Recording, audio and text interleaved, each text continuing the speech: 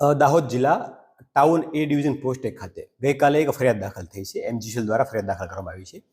અમને હકીકત જોવામાં આવે તો એ પ્રકારની છે કે એમજીસીએલ દ્વારા જે વીજ ચેકિંગ ચાલતું હતું એ ચેકિંગ દરમિયાન લગભગ છેલ્લા 5-6 મહિનાની અંદર 800 ઉપર ગ્રાહકોને ત્યાંથી વીજ ચોરી પકડી હતી અને એ અન્વયે એમને દંડ કરવાની કાર્યવાહીને જે ઇલેક્ટ્રિસિટી એક્ટની જોગવાઈઓ છે એ મુજબની કાર્યવાહી હાથ ધરવામાં આવી હતી. આ દરમિયાન એવું જણાયું હતું કે જે વીજ ચોરી થઈ છે એમના જે મીટરો કબજે કરીને લેબમાં મોકલ્યા તો ટેસ્ટિંગમાં જણાય એવું કે ભાઈ એમાં એક રજિસ્ટર એડ કરી અને વીજ પ્રવાહ છે ઓછો ફ્લો થાય અને લાઇટ બિલ ઓછું આવે એ પ્રકારની છેડછાડ થઈ હતી. અને આ તમામ પ્રકારના જે કામગીરી હતી એ એક જ પ્રકારની મોડસ ઓપરેન્ડી ધરાવતી હોય એ પ્રકારનું જણાવ્યું હતું.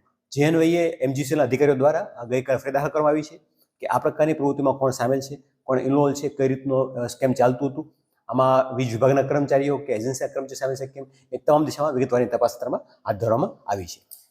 ફરિયાદ નામજોગ કોઈ ફરિયાદ નથી. ફરિયાદ એ દાખલ થઈ છે કે જે વીજ ચોરીની ફરિયાદ દાખલ થયેલ છે ઓલરેડી, એ વીજ ચોરી કરવા માટે જે ગ્રાહકો છે એમને કોણે કોણે હેલ્પ કરી છે અથવા કોણ કોણ ઇન્વોલ્વ છે એ તમામ સામે કાર્યવાહી કરવા માટેની એ ફરિયાદ દાખલ થઈ છે. કોણ કોણ આમાં સંડોવાયેલા છે એ તપાસ વિશે છે. તપાસ દરમિયાન જે બી લોકો જણાય આવશે એમને કાયદેસરની કાર્યવાહી કરવામાં આવશે.